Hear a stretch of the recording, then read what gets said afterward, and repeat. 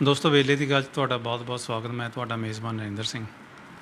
ਅੱਜ ਸਾਡੇ ਨਾਲ ਗੱਲਬਾਤ ਕਰਨ ਲਈ ਉੱਘੇ ਪੱਤਰਕਾਰ ਹਮੀਰ ਸਿੰਘ ਜੀ। ਹਮੀਰ ਜੀ, ਤੁਹਾਡਾ ਸਵਾਗਤ ਹੈ। ਜੀ ਸ਼ੁਕਰੀਆ। ਹਮੀਰ ਸਿੰਘ ਜੀ, ਕੱਲ੍ਹ ਗੁਰੂ ਤੇਗ ਬਹਾਦਰ ਸਾਹਿਬ ਦਾ ਪ੍ਰਕਾਸ਼ ਪੁਰਬ ਮਨਾਇਆ ਜਾ ਰਿਹਾ। ਵੱਡੇ ਪੱਧਰ 'ਤੇ ਮਨਾਇਆ ਜਾਣਾ ਸੀ, ਪਰ ਕਰੋਨਾ ਕਰਕੇ ਕੁਛ ਲਿਮੀਟੇਸ਼ਨਸ ਆ ਗਈਆਂ।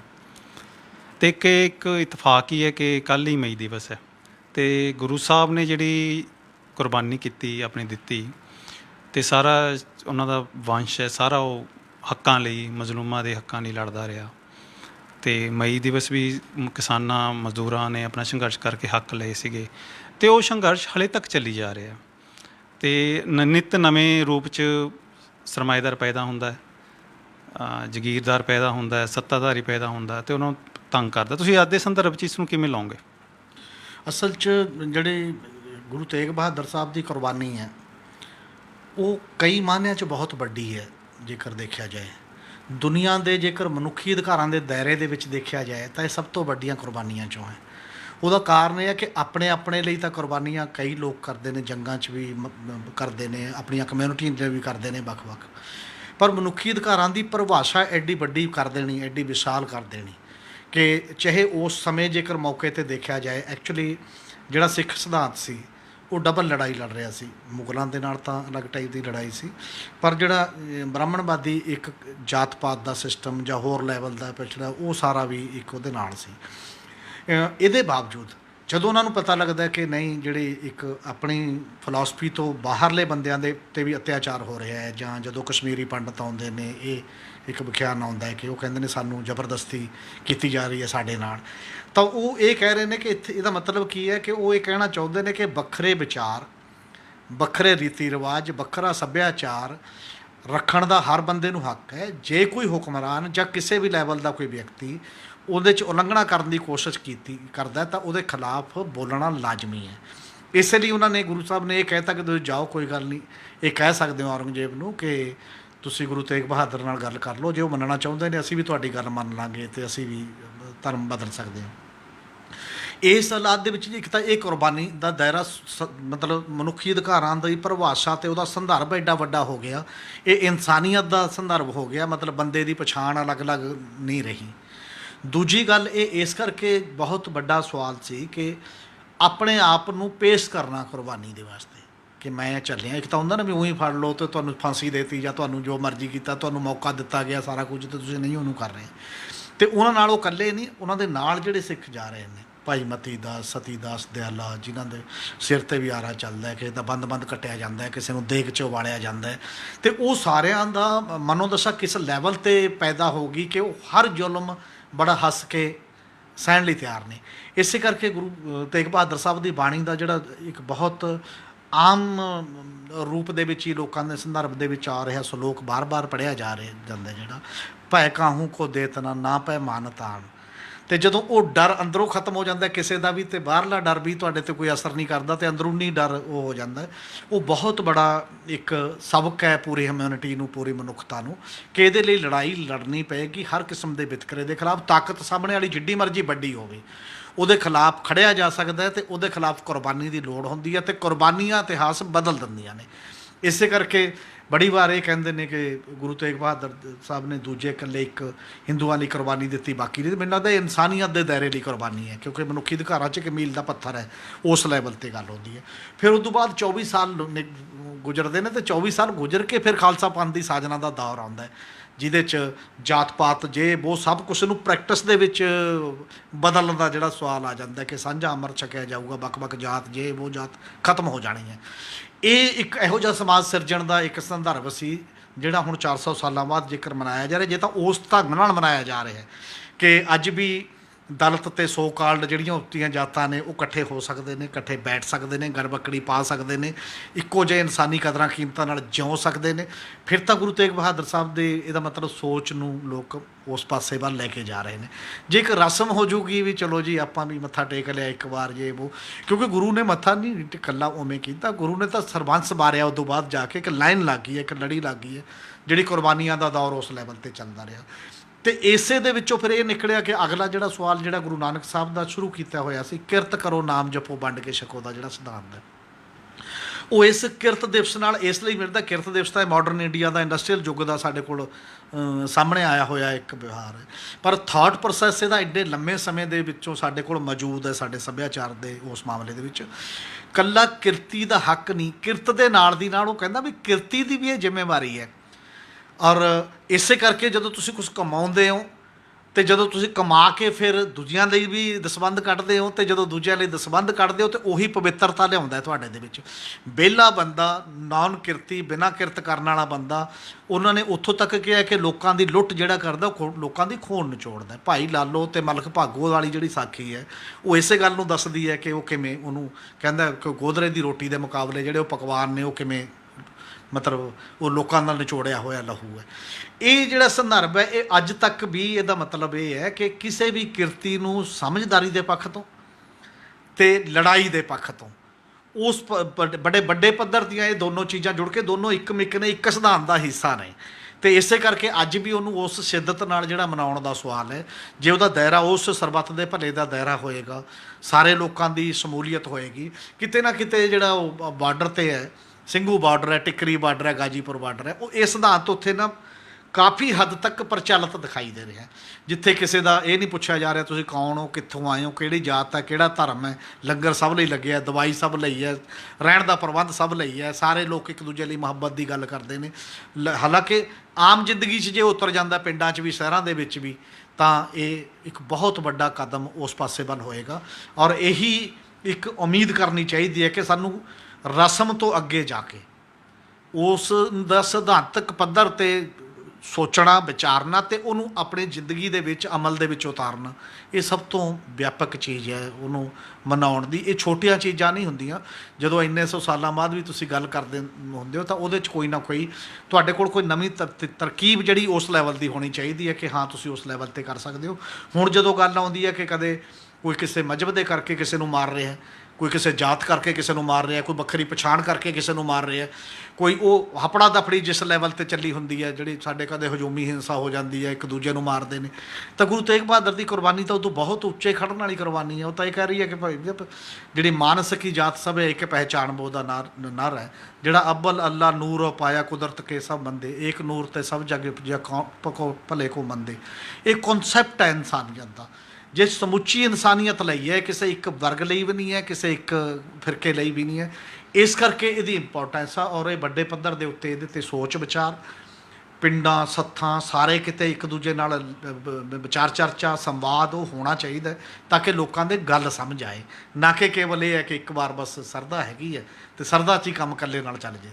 ਅਤੇ ਮੈਨੂੰ ਜਿਵੇਂ ਤੁਸੀਂ ਸਾਰੀ ਇਤਿਹਾਸ ਦੱਸਿਆ, ਉਹ ਤੋਂ ਇੱਕ ਗੱਲ ਸਪਸ਼ਟ ਹੁੰਦੀ ਹੈ ਵੀ ਜਦੋਂ ਸੰਘਰਸ਼ ਛਿੜਦਾ ਕਿਸੇ ਵੀ ਕੌਮ 'ਚ ਤਾਂ ਸਾਰੇ ਜਾਤ ਧਰਮਾਂ ਇਕੱਠੇ ਹੋ ਜਾਂਦੇ ਨੇ, ਧਰਮ ਜਿੰਨੇ ਵੀ ਨੇ। ਪਰ ਉਦੋਂ ਬਾਅਦ ਜਦੋਂ ਸਾਰਾ ਕੁਛ ਠੀਕ ਹੋ ਜਾਂਦਾ ਹੈ ਹਾਲਾਤਾਂ, ਤਾਂ ਉਹ ਫਿਰ ਧਰਮਾਂ 'ਚ, ਫਿਰਕਿਆਂ 'ਚ ਫਿਰ ਵੰਡੇ ਜਾਂਦੇ ਨੇ। ਅਤੇ ਇਹਦੇ ਨਾਲ ਇੱਕ ਜੁੜਦਾ ਸਵਾਲ ਇਹ ਹੈ, ਪਟਿਆਲਾ ਗੁਰੂ ਤੇਗ ਬਹਾਦਰ ਸਾਹਿਬ ਦੀ ਚਰਨ ਛੋਹ ਪ੍ਰਾਪਤ ਧਰਤੀ ਉੱਤੇ ਇਤਿਹਾਸਕ ਗੁਰਦੁਆਰੇ ਨੇ। ਅੱਜ ਉੱਥੇ ਕਿਸਾਨ ਕਈ ਚਿਰਾਂ ਤੋਂ ਐਕਵਾਇਰ ਜਿਹੜੀ ਹਾਈਵੇ ਲਈ ਨੇ ਦਿੱਲੀ ਕਟਰਾ ਲਈ, ਉਹ ਸੰਘਰਸ਼ ਕਰ ਰਹੇ ਵੀ ਜ਼ਮੀਨ ਦਾ ਮੁਆਵਜ਼ਾ ਦਿੱਤਾ ਵੀ, ਹੋਰ ਕਈ ਮੰਗਾਂ ਨੇ, ਮੇਨ ਮੁਆਵਜ਼ੇ ਦੀ ਵੱਡੀ ਗੱਲ ਆ। ਅੱਜ ਉਹਨਾਂ ਨੇ ਉੱਥੇ ਰਾਜੇ ਮੁੱਖ ਮੰਤਰੀ ਦਾ ਜਿਹੜੀ ਰਿਹਾਇਸ਼ ਆ ਉਹਨੂੰ ਘੇਰਨ ਦੀ ਕੋਸ਼ਿਸ਼ ਕੀਤੀ ਅਤੇ ਉਹਨਾਂ ਨੇ ਬੈਰੀਕੇਡ ਵੀ ਤੋੜਤੇ। ਅਤੇ ਇਹਦੇ 'ਚ ਤੁਸੀਂ ਕੀ ਕਹੋਗੇ? ਬਿਲਕੁਲ, ਜਿਹੜਾ ਸਾਡੇ ਡਿਵੈਲਪਮੈਂਟ ਦਾ ਮਾਡਲ ਹੈ ਪੂਰਾ, ਇਹ ਮਲਕ ਭਾਗੋ ਦੇ ਹੱਕ 'ਚ ਜਾ ਰਿਹਾ। ਜਿਹੜਾ ਮਲਕ ਭਾਗੋ ਉਦੋਂ ਸੀ, ਉਦੋਂ ਅੱਜ ਦਾ ਕਾਰਪੋਰੇਟ ਹੈ। ਮਤਲਬ ਕਾਰਪੋਰੇਟ ਲਈ ਉਹ ਬੜੇ ਵੱਡੇ ਕੋਰੀਡੋਰ ਬਣ ਰਹੇ ਨੇ, ਕਿਸਾਨਾਂ ਦੀਆਂ ਜ਼ਮੀਨਾਂ ਕੌਡੀਆਂ ਦੇ ਭਾਅ ਲੈਣ ਦੀ ਕੋਸ਼ਿਸ਼ ਹੋ ਰਹੀ ਹੈ।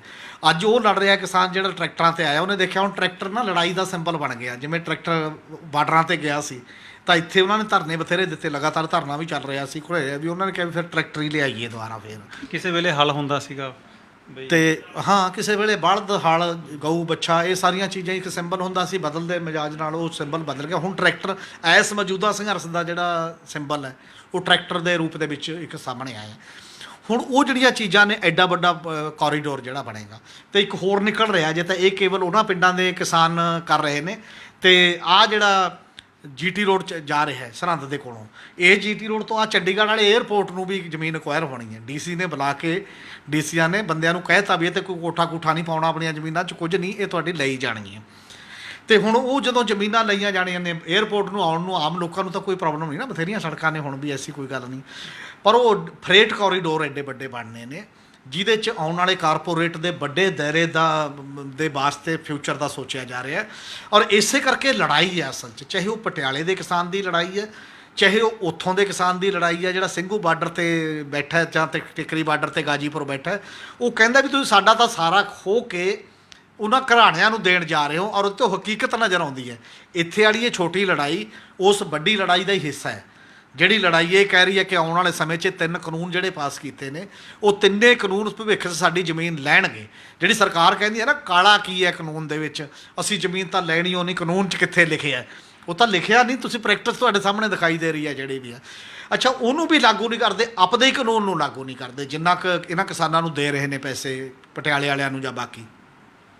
2013 ਦਾ ਜਿਹੜਾ ਲੈਂਡ ਐਕੁਜੀਸ਼ਨ ਐਕਟ ਹੈ ਉਹ ਇਹ ਕਹਿ ਰਿਹਾ ਕਿ ਮਾਰਕੀਟ ਰੇਟ ਤਾਂ ਮਿਲੂਗਾ ਹੀ ਮਿਲੂਗਾ, ਉਦੋਂ ਡਬਲ ਮਿਲੂਗਾ। ਕਿਉਂ ਡਬਲ ਮਿਲੂਗਾ?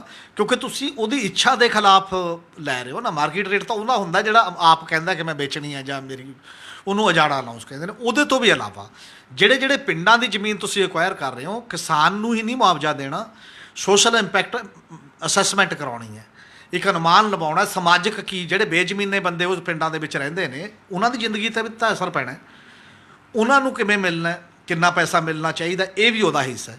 ਅਤੇ ਨਾਲ ਦੀ ਨਾਲ ਇਹ ਵੀ ਉਹਦਾ ਹਿੱਸਾ ਹੈ ਕਿ ਪਿੰਡ ਦੀ 80% ਪਬਲਿਕ ਤੋਂ ਗ੍ਰਾਮ ਸਭਾ ਤੋਂ ਕੰਸੈਂਟ ਲੈਣੀ ਹੈ, ਸਹਿਮਤੀ ਲੈਣੀ ਹੈ, ਆਮ ਸਹਿਮਤੀ ਲੈਣੀ ਹੈ। ਅਤੇ ਇਹ ਕਿਤੇ ਵੀ ਨਹੀਂ ਇਹਦੀਆਂ ਧੱਜੀਆਂ ਉਡਾਈਆਂ ਜਾ ਰਹੀਆਂ ਨੇ ਸਾਰੇ ਕੰਮ ਦੀਆਂ। ਉਹ ਕਹਿੰਦੇ ਨੇ ਅਸੀਂ ਤਾਂ ਇੰਨੇ ਦੇਵਾਂਗੇ, ਫਿਰ ਕਿਸਾਨ ਲੜਦਾ, ਫਿਰ ਬੋਲੀ ਮਾੜੀ ਜਿਹੀ ਚੱਕ ਦਿੰਦੇ ਨੇ ਵੀ ਨਹੀਂ 25 ਲੱਖ ਨਹੀਂ, ਚਲੋ 30 ਦੇ ਦਿੰਦੇ ਆ, 30 ਨਹੀਂ ਤੇ 35 ਦੇ ਦਿੰਦੇ ਆ। ਇਹ ਇੱਕ ਗੱਲ ਕਰਕੇ ਜਿਹੜੀ ਕਾਰਪੋਰੇਟ ਦੇ ਫਾਇਦੇ ਵਾਸਤੇ ਆਮ ਕਿਸਾਨਾਂ ਦੀ ਜਿਹੜੀ ਲੁੱਟ, ਜੇ ਆਮ ਲੋਕਾਂ ਦੀ ਲੁੱਟ ਹੋ ਰਹੀ ਹੈ। ਤਾਂ ਮੈਨੂੰ ਹਮੀਰ ਜੀ ਇਹ ਲੱਗਦਾ ਵੀ ਜਿਹੜੇ ਕਾਰਪੋਰੇਟ ਚਲੋ ਇੱਕ ਪਾਸੇ ਹੈਗੇ ਉਹਨਾਂ ਤਾਂ ਲੁੱਟ ਕਰਨੀ ਹੈ, ਪਰ ਇਹ ਲੁੱਟ ਦੇ ਵਿੱਚ ਜਿਹੜੀ ਸਾਡੇ ਚੁਣੇ ਨੁਮਾਇੰਦੇ ਨੇ ਉਹਨਾਂ ਦੀ ਇੱਕ ਅਹਿਮ ਭੂਮਿਕਾ ਪੂਰੀ ਹੈ, ਉਹਨੂੰ ਬਚਾਉਣਾ ਚਾਹੀਦਾ, ਪਰ ਉਹਨਾਂ ਨਾਲ ਰਲ ਗਏ ਨੇ। ਨਹੀਂ, ਇਹ ਬਿਲਕੁਲ ਇਹੀ ਹੋ ਗਿਆ। ਜਿਹੜੀ ਸਿਆਸਤ ਅੱਗੇ ਹੁੰਦੀ ਸੀ, ਸਿਆਸਤ ਬਫਰ ਸਟੇਟ ਦਾ ਕੰਮ ਕਰਦੀ ਸੀ। ਸਿਆਸਤ ਇਹ ਕਹਿੰਦੀ ਸੀ ਕਿ ਜਿਹੜੀ ਇੱਕ ਸਿਸਟਮ ਠੀਕ ਰੱਖਣਾ, ਰੂਲ ਆਫ ਲਾ ਹੋਏਗਾ, ਕਾਨੂੰਨ ਦਾ ਰਾਜ ਹੋਏਗਾ, ਜੇ ਕਿਸੇ ਨਾਲ ਧੱਕਾ ਹੁੰਦਾ ਅਸੀਂ ਖੜ੍ਹੇ ਹਾਂ ਤੁਹਾਡੇ ਵਾਸਤੇ। ਕਿਉਂਕਿ ਉਹ ਅਫਸਰਸ਼ਾਹੀ ਅਤੇ ਉਹ ਪਾਲੀਟੀਸ਼ਨ, ਉਹ ਲੋਕਾਂ ਦੀਆਂ ਜਿਹੜੀਆਂ ਟੈਕਸ ਨੇ, ਤਨਖਾਹ ਨੇ, ਉਹਨਾਂ 'ਚੋਂ ਮਿਲਦੀ ਆ ਉਹਨਾਂ ਨੂੰ, ਉਹਨਾਂ ਦੀ ਗੁਜ਼ਾਰਾ ਉੱਥੋਂ ਹੁੰਦਾ। ਅਤੇ ਹੁਣ ਹੌਲੀ ਹੌਲੀ ਜਿਵੇਂ ਜਿਵੇਂ ਕਾਰਪੋਰੇਟ ਦੀ ਲਾਈਨ ਦੇ ਵਿੱਚ ਲੱਗ ਗਏ ਤਾਂ ਪਾਲੀਟਿਕਸ ਜਾਂ ਪਾਲੀਟੀਸ਼ਨ ਜਿਹੜਾ ਚੁਣਿਆ ਹੋਇਆ ਨੁਮਾਇੰਦਾ ਵੀ ਹੈ ਜਿਹੜਾ, ਉਹਦਾ ਕਰਿੰਦੇ ਦੇ ਤੌਰ 'ਤੇ ਬਣ ਗਿਆ। ਉਹ ਲੋਕਾਂ ਦਾ ਨੁਮਾਇੰਦਾ ਤਾਂ ਇੱਕ ਦਿਨ ਵੋਟ ਲੈ ਲਈ, ਉਹ ਅਲੱਗ ਸਵਾਲ ਹੈ, ਪਰ ਕਿਉਂਕਿ ਉਹ ਵੋਟਾਂ 'ਚ ਇੰਨਾ ਵੱਡਾ ਖਰਚ ਚਾਹੀਦਾ ਉਹਨੂੰ। ਆ ਹੁਣੇ ਬੌਂਡ ਜਿਹੜੇ 690 ਕਰੋੜ ਰੁਪਏ ਦੇ ਬੌਂਡ ਖਰੀਦੇ ਨੇ, ਜਿਨ੍ਹਾਂ ਦਾ ਪਤਾ ਵੀ ਨਹੀਂ ਕਿਹੜੀ ਪਾਰਟੀ ਨੂੰ ਕਿੰਨੇ ਚਲੇ ਗਏ। ਨਾਰਮਲੀ ਜਿਹੜੀ ਸੱਤਾ ਧਿਰ 'ਤੇ ਹੈ ਉਹਨੂੰ ਜ਼ਿਆਦਾ ਮਿਲਦਾ ਅਤੇ ਦੂਜੇ ਨੂੰ ਘੱਟ ਮਿਲਦੇ ਨੇ। ਔਰ ਇਹ ਬਹੁਤ ਬੜਾ ਸੰਵਿਧਾਨਕ ਕੁਐਸਚਨ ਹੈ ਕਿ ਕੋਈ ਧਿਰ ਕਿੰਨੇ ਪੈਸੇ ਕਿਹੜੀ ਪਾਰਟੀ ਨੂੰ ਦੇ ਰਹੀ ਹੈ, ਇਹ ਕਹਿੰਦੇ ਸਾਹਮਣੇ ਨਹੀਂ ਲਿਆ ਸਕਦੇ ਤੁਸੀਂ। ਅਤੇ ਕੱਲ੍ਹ ਨੂੰ ਫਿਰ ਉਹ ਧਿਰ ਜਿਹਨੇ ਇੰਨੇ ਪੈਸੇ ਪਾਰਟੀਆਂ ਨੂੰ ਦਿੱਤੇ ਨੇ ਤਾਂ ਉਹ ਕਹੂਗੀ ਉਹ ਕਿ ਮੇਰੇ ਲਈ ਆਹ ਕਰਕੇ ਦੇ, ਉਹਦੇ ਗਲ ਗੁੱਠਾ ਦੇਊਗੀ, ਨਹੀਂ ਤਾਂ ਅੱਗੇ ਨੂੰ ਪੈਸੇ ਨਹੀਂ ਦੇਣੇ। ਇਸ ਲਈ ਜਿਹੜਾ ਸਾਡਾ ਚੁਣਿਆ ਹੋਇਆ ਨੁਮਾਇੰਦੇ ਵੀ ਨੇ, ਆ ਤਾਂ ਬਹੁਤ ਜ਼ਿਆਦਾ ਅੱਜ ਕੱਲ੍ਹ ਤਾਂ ਸੰਬੰਧਿਤ MLA 'ਤੇ ਵੀ ਬਾਕੀਆਂ 'ਤੇ ਹਿੱਸਾ ਪੱਤੀ ਕਰਵਾਉਣ ਦੇ ਦੋਸ਼ ਲੱਗਦੇ ਨੇ। 1000 ਏਕੜ ਲੈਂਡ ਆ ਰਾਜਪੁਰੇ ਦੇ ਪਿੰਡਾਂ ਦੀ ਜਿਹੜੀ ਸ਼ਾਮਲਾਟ ਗੌਰਮੈਂਟ ਨੇ ਲੈ ਲਈ ਹੈ ਲੋਕਾਂ ਦੀ ਇੱਛਾ ਦੇ ਖਿਲਾਫ, ਅਤੇ ਉਹਦੇ 'ਚ ਤਾਂ ਇੰਨੇ ਰੌਲੇ, ਲੱਖਾਂ ਕਰੋੜਾਂ ਰੁਪਏ ਦੇ ਸਾਰੇ ਸੰਬੰਧਿਤ MLA 'ਤੇ ਦੋਸ਼ ਲੱਗ ਰਹੇ ਨੇ ਕਿ ਉਹਨਾਂ ਨੇ ਇੰਨੇ ਪੈਸੇ ਬਣਾ ਲਏ, ਇੰਨਾ ਹਿੱਸਾ ਬਣਾ ਲਿਆ, ਇੰਨਾ ਫਲਾਨਾ ਕਰ ਲਿਆ। ਇਹ ਹੁਣ ਜੱਗ ਜ਼ਾਹਰ ਗੱਲਾਂ ਨੇ, ਇਹ ਛੁਪੀਆਂ ਹੋਈਆਂ ਗੱਲਾਂ ਨਹੀਂ ਹੈ ਕਿ ਹਿੱਸੇਦਾਰੀ ਜਾਂ ਕਿਤੇ ਹੈ। ਔਰ ਲੋਕ ਇਦੋਂ ਪਹਿਲਾਂ ਸੀ ਆ ਜਿਹੜੇ ਬਿਜਲੀ ਵਾਲੇ ਥਰਮਲ ਲੱਗੇ ਨੇ, ਅਮਰਿੰਦਰ ਸਿੰਘ ਸਰਕਾਰ ਨੇ ਕਿਹਾ ਸੀ ਕਿ ਇਹਨੂੰ ਅਸੀਂ ਰਿਵਿਊ ਕਰਾਂਗੇ, ਅਤੇ ਉਹਦੇ 'ਚ ਇਹ ਗੱਲਾਂ ਫਿਰ ਕਹਿੰਦੇ ਸੀ ਵਾਈਟ ਪੇਪਰ ਲਿਆਵਾਂਗੇ। ਉਹ ਵਾਈਟ ਪੇਪਰ ਵੀ ਕਿੱਥੇ ਹੈ, ਸਮਝੌਤੇ ਰਿਵਿਊ ਵੀ ਕਿੱਥੇ ਨੇ, ਕਿਉਂ ਨਹੀਂ ਹੈ? ਇਸ ਕਰਕੇ ਨਹੀਂ ਹੈ ਕਿ ਜਿਹੜੇ ਅਫਸਰ, ਜਿਹੜੇ ਸਿਆਸਤਦਾਨ ਉਸ ਸਮੇਂ ਵੀ ਉਹਨਾਂ ਸਮਝੌਤਿਆਂ 'ਚ ਸ਼ਾਮਲ ਸੀ ਅਤੇ ਅੱਜ ਵੀ ਉਹਦੇ ਨਾਲ ਹੀ ਜੁੜੇ ਹੋਏ ਨੇ ਕਿਸੇ ਨਾ ਕਿਸੇ ਰੂਪ ਦੇ ਵਿੱਚ, ਫਿਰ ਜਿਹੜਾ ਉਹਨਾਂ ਨੂੰ ਮਲਾਈ ਜਾਂਦੀ ਹੈ ਤਾਂ ਉਹ ਮਲਾਈ ਕਿਵੇਂ ਜਾਊਗੀ? ਤਾਂ ਕੱਲ੍ਹ ਨੂੰ ਬੰਦਾ ਕਹੂਗਾ, ਉਹ ਪਰਚੇ ਸ਼ਾਇਦ ਸਭ ਦੇ ਸਾਹਮਣੇ ਲਿਆ ਦੇ ਕਿ ਭਾਈ ਸਾਹਿਬ ਤੈਨੂੰ ਵੀ ਇੰਨੇ ਦਿੱਤੇ ਨੇ। ਇਹ ਜਿਹੜਾ ਇੱਕ ਕਲਿੱਕ ਹੈ, ਜਿਹੜਾ ਇੱਕ ਪਹਿਲਾਂ ਤਾਂ ਹੁੰਦਾ ਸੀ ਕਿ ਕੁਝ ਖਾਸ ਖੇਤਰਾਂ ਦੇ ਵਿੱਚ ਅਪਰਾਧੀ, ਪੁਲਿਸ ਅਤੇ ਸਿਆਸਤਦਾਨ ਦਾ ਗੱਠਜੋੜ, ਹੁਣ ਜ਼ਿੰਦਗੀ ਦੇ ਹਰ ਖੇਤਰ ਦੇ ਵਿੱਚ ਇਹ ਵੱਧਦਾ ਜਾ ਰਿਹਾ ਕੈਂਸਰ ਦੇ ਵਾਂਗ, ਅਤੇ ਇਹ ਲਾ ਇਲਾਜ ਹੁੰਦਾ ਜਾ ਰਿਹਾ। ਇਸੇ ਕਰਕੇ ਲੋਕਾਂ ਨੂੰ ਜ਼ਿਆਦਾ ਖੱਜਲ ਖੁਆਰ ਹੋਣਾ ਪੈ ਰਿਹਾ। ਤੁਸੀਂ ਦੇਖੋ ਕਿ ਜੇ ਅੱਜ ਮੈਂ ਇੱਕ ਉਦਾਹਰਨ ਦੀ ਗੱਲ, ਕਰੋਨਾ ਕਰਕੇ ਲੋਕਾਂ 'ਚ ਹਾਹਾਕਾਰ ਹੈ, ਆਕਸੀਜਨ ਨਹੀਂ ਮਿਲ ਰਹੀ, ਬੈੱਡ ਨਹੀਂ ਮਿਲ ਰਹੇ, ਹਸਪਤਾਲ ਨਹੀਂ ਮਿਲ ਰਹੇ। ਇੱਕ ਜ਼ਮਾਨੇ ਤੱਕ ਆਪਾਂ ਸਾਰੇ ਇਹ ਕਹਿੰਦੇ ਰਹੇ, ਇੱਕ ਮੁਹਾਵਰਾ ਚੱਲਦਾ ਸੀ ਕਿ ਅੰਨਾ ਮੰਡੇ ਸੀਰ ਨਹੀਂ ਮੁੜ ਆਪਣਿਆਂ ਨੂੰ ਦੇ, ਵੀ ਆਪਣਿਆਂ ਤੱਕ ਦਿੰਦੇ ਨੇ, ਇਹ ਦੂਜਿਆਂ ਦਾ ਨਹੀਂ ਖਿਆਲ ਰੱਖਦੇ। ਜਿਹੜਾ ਇਹ ਸਾਡਾ ਸਿਆਸਤਦਾਨ ਜਾਂ ਸਾਡੇ ਜਿਹੜੇ ਸੱਤਾ 'ਚ ਬੈਠੇ ਲੋਕ ਨੇ, ਉਹਦੀ ਨਜ਼ਰ ਜਿਹੜੀ ਹੈ ਉਹ ਦੇਖਣਾ ਬੰਦ ਕਰ ਗਈ ਆਮ ਲੋਕਾਂ ਨੂੰ। ਪਰ ਹੁਣ ਤਾਂ ਰੋਜ਼ ਆ ਰਹੇ ਨੇ, ਉਹ ਕਹਿੰਦੇ ਨੇ ਵੀ ਆਪਣਿਆਂ ਨੂੰ ਵੀ ਨਹੀਂ ਦੇਣ ਜੋਗੇ ਰਹੇ। ਇੱਕ ਹੁਣੇ ਖਬਰ ਛਪੀ ਹੈ, ਉੱਤਰਾਖੰਡ ਦਾ ਸਾਬਕਾ ਰਾਜ ਸਭਾ ਮੈਂਬਰ ਜੋ ਆਰਐਸਐਸ ਦੇ ਪੰਚ ਜਨਿਆ ਜਿਹੜਾ ਮੈਗਜ਼ੀਨ ਹੈ ਉਹਦਾ ਸੰਪਾਦਕ ਰਿਹਾ, ਉਹ ਇਹ ਕਹਿ ਰਿਹਾ ਕਿ ਮੈਂ ਆਪਣੇ ਵੱਡੇ ਭਰਾ ਲਈ ਬੈੱਡ ਤਲਾਸ਼ ਰਿਹਾ, ਬੈੱਡ ਨਹੀਂ ਲੱਭ ਰਿਹਾ। ਇਸੇ ਤਰ੍ਹਾਂ ਆਰਐਸਐਸ ਦੀ ਐਗਜ਼ੈਕਟਿਵ ਦਾ ਮੈਂਬਰ ਦਿੱਲੀ ਦਾ, ਉਹ ਕਹਿ ਰਿਹਾ ਕਿ ਕੀ ਦਿੱਲੀ ਦੇ ਵਿੱਚ ਬੀਜੇਪੀ ਖਤਮ ਹੋ ਗਈ ਹੈ ਹੀ ਨਹੀਂ ਕਿਤੇ, ਸਾਡੇ ਤਾਂ ਇੱਥੇ ਕੱਖ ਵੀ ਨਹੀਂ ਮਿਲ ਰਿਹਾ, ਸਿਸਟਮ ਕੋਲੈਪਸ ਕਰ ਗਿਆ, ਸਿਸਟਮ ਬਿਲਕੁਲ ਚਲਾ ਗਿਆ। ਤਾਂ ਜਿਹੜੇ ਸਟਰੋਂਗ ਆਗੂ, ਵੱਡੇ ਪ੍ਰਸ਼ਾਸਕ, ਸਾਡੇ ਸਾਰਿਆਂ ਪੱਤਾ ਵੀ ਨਹੀਂ ਹਿਲਦਾ ਸਾਡੇ ਕਹੇ ਬਿਨਾਂ, ਉਹ ਕਿੱਧਰ ਗਏ? ਨਹੀਂ, ਅੱਜ ਪ੍ਰਧਾਨ ਮੰਤਰੀ ਆਪਣੀ ਕੈਬਨਿਟ ਦੀ ਪਹਿਲੀ ਮੀਟਿੰਗ ਕਰ ਰਹੇ ਆ ਕਰੋਨਾ ਦੀ ਦੂਜੀ ਲਹਿਰ ਦੇ ਬਾਅਦ।